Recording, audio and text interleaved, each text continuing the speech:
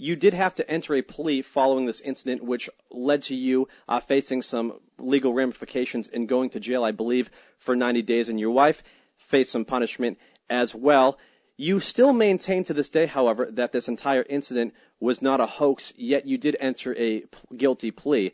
Tell us exactly the thought process that went into you taking that plea back X amount of years ago when this Balloon Boy incident happened. Sure.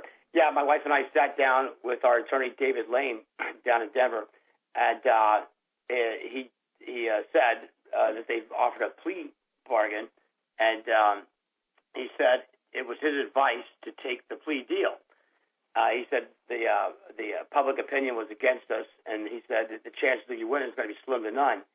And then he told me, before I made my decision to go look up a case in Larimer County, he told me to look up Tim Masters because he was currently suing Larimer County for $10 million because they wrongfully imprisoned Tim Masters. There was a cop there, Lieutenant Broderick, that perjured himself on 48 counts to get this guy put away for 10 years in prison for a murder he never committed. So I went home, I looked it up, and I got it. I get it. They put this guy away for 10 years.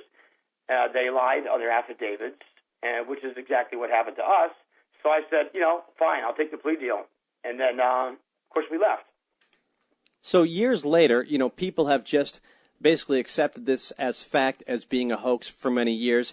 You to this day say that's not the case. I don't believe you were allowed to speak for some time as a result of your punishment that you had to face as a result of this whole ordeal going along. So all these years later, if someone says to you it's a hoax, you just say flat out, that's not true, they're wrong? Yeah, exactly. I mean, the thing is the media whore sheriff, got in front of the cameras as many times as he could. He came out and basically said we were guilty before any evidence. As a matter of fact, they didn't have any evidence whatsoever. But and if you notice, he directed the charge back toward him. It was attempting to influence the public official. I didn't know who this guy was. And so basically the charge that they trumped up was it was more of an ego thing toward him. I would have had to premeditate and know this guy to get that kind of a charge, attempting to influence a public official. That's crazy. But anyway, like I said, I get the joke, and fine, I just move on. Now, you weren't allowed to speak about this for many years. Are you glad that has been lifted at this point and you're allowed to speak freely? Oh, yeah, definitely. For 4 years, I couldn't say anything. As a matter of fact, I went on the Today Show speaking what was on my mind. I said that they were lying, and then the sheriff and the DA both threatened to withdraw from plea, which would have meant I would have had to go to trial. And again, my attorney said there's no way you're going to find a jury member anywhere that doesn't believe it, to be what they say it was.